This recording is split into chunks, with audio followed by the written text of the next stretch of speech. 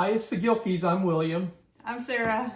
And you've joined us for a very special edition of Gilkeys Limited Adventures, Operation Christmas Child Sunday. We are going to pack a very, very special box. As you know, when you've watched our channel with me dealing with blindness, sometimes life hands you curveballs that you're not expecting.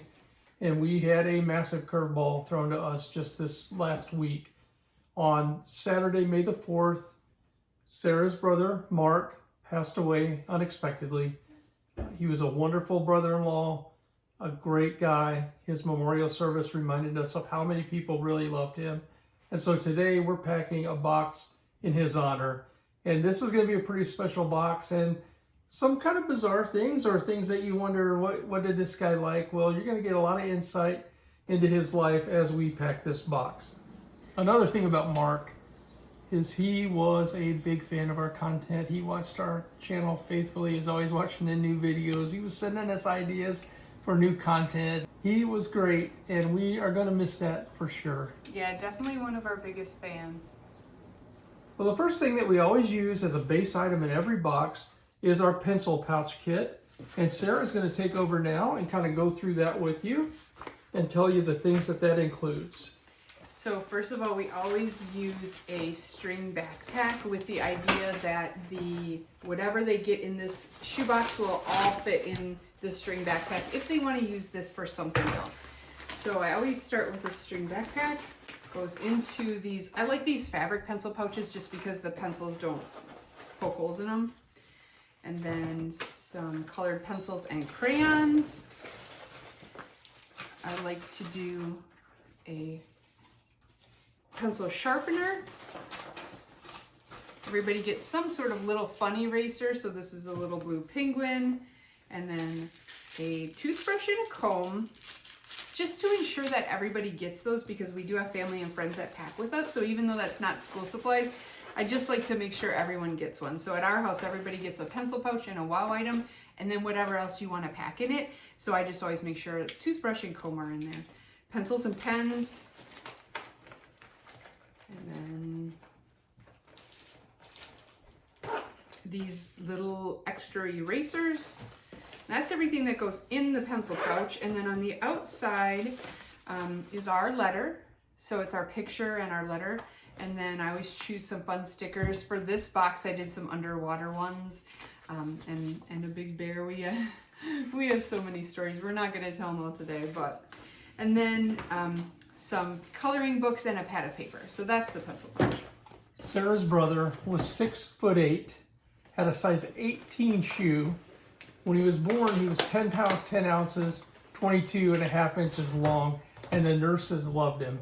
Before he left the hospital, he was already getting double bottles with a little bit of oatmeal in them. So that'll give you an idea. He already started out larger than life.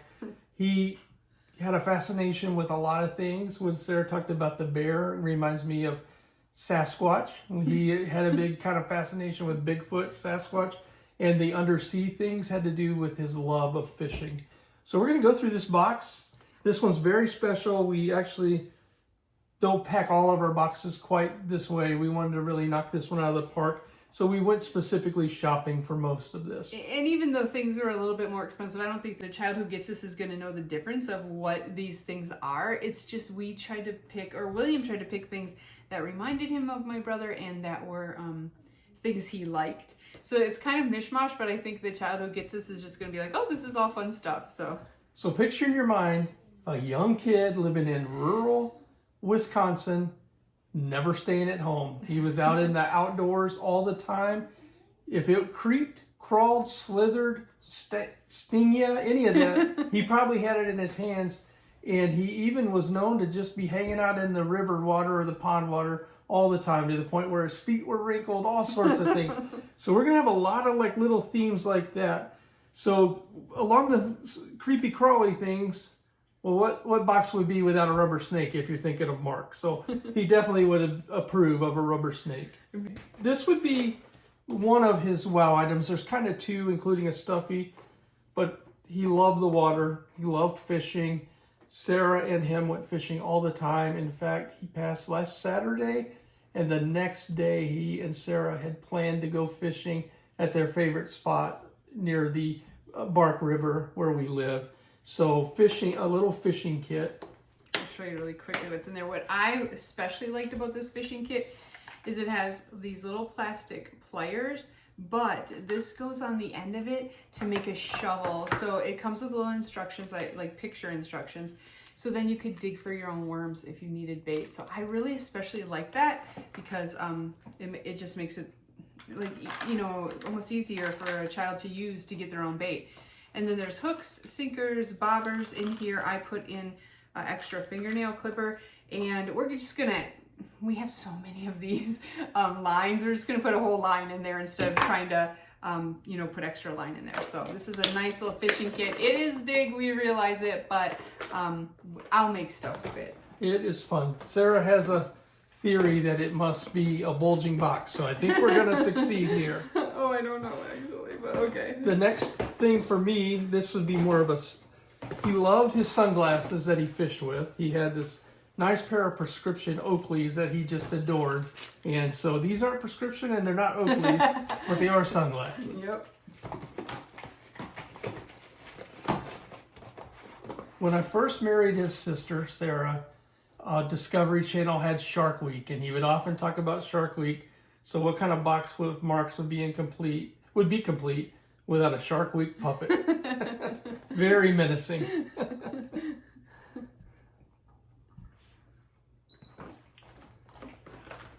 He loved creepy crawly things. So of course we added some rubber frogs. Who wouldn't want rubber frogs?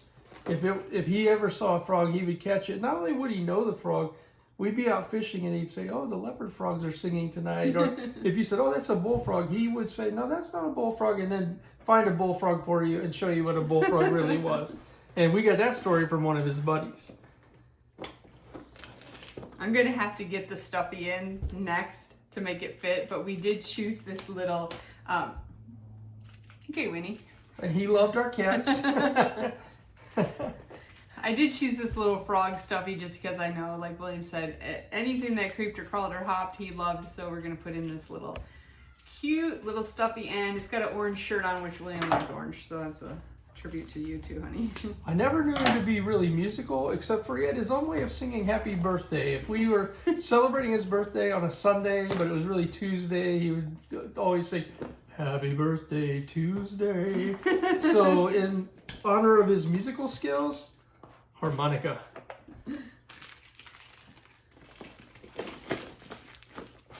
And then we have a little flashlight with lots of extra batteries. What outdoorsman would be worth his salt at all if he didn't have a flashlight?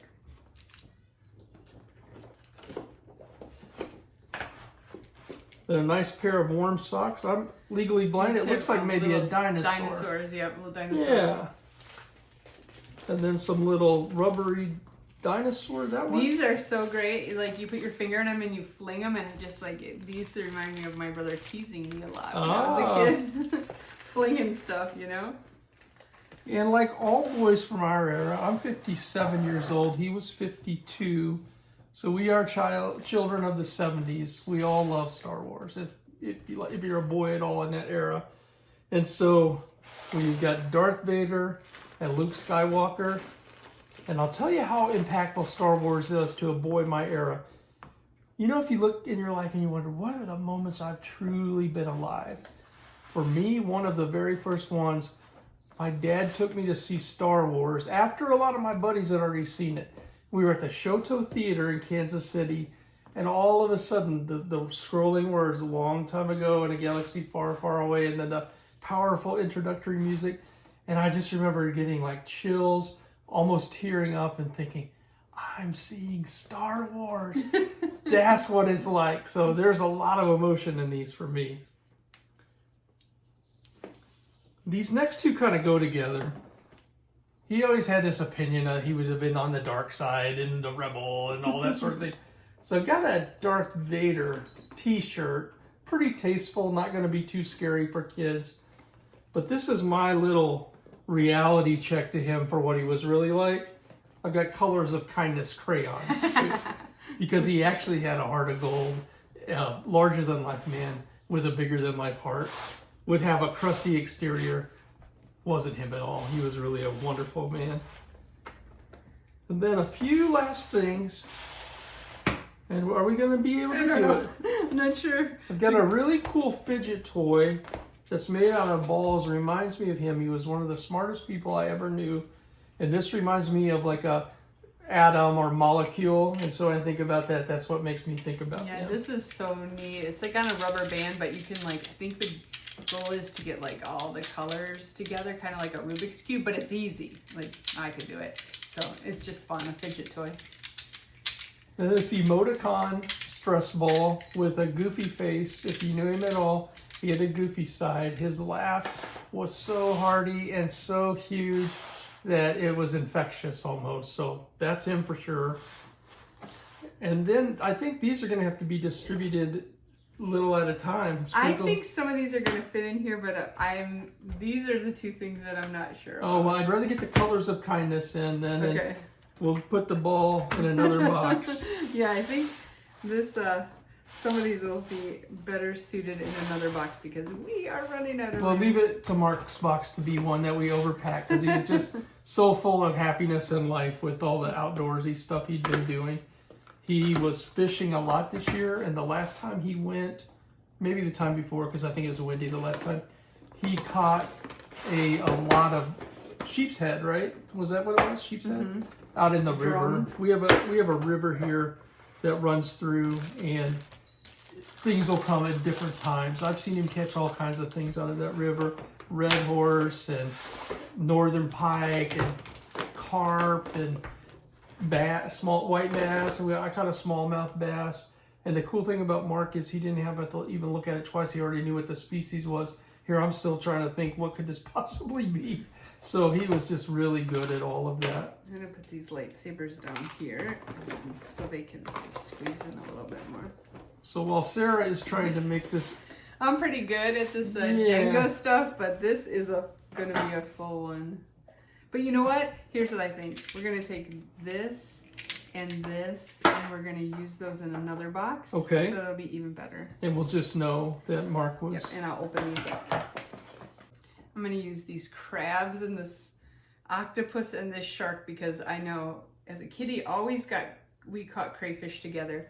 We've definitely eaten lots of crabs together. You have eaten octopus with him, I believe, and Shark Week. So there we go. He took us out sometimes, and he was real generous like that. And he took us to sushi, and we think we like sushi or something. And he took us to the big leagues, man. I'm telling you, a couple of things he had.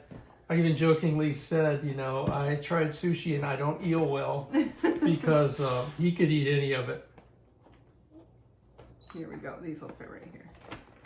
I had to get those colors of kindness in there. That's my little homage to Mark.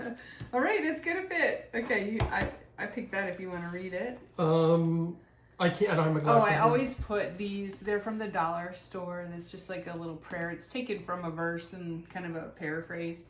You rule over the surging sea. When its waves mount up, you still them. It's from Psalms 89:9. That's perfect for Mark. So we want to thank you so much for joining us on this really special box. It's heartwarming to know that a child in the third world or other nation is going to get a box of fun in memory of my brother-in-law. He was special. I'm going to miss him a lot.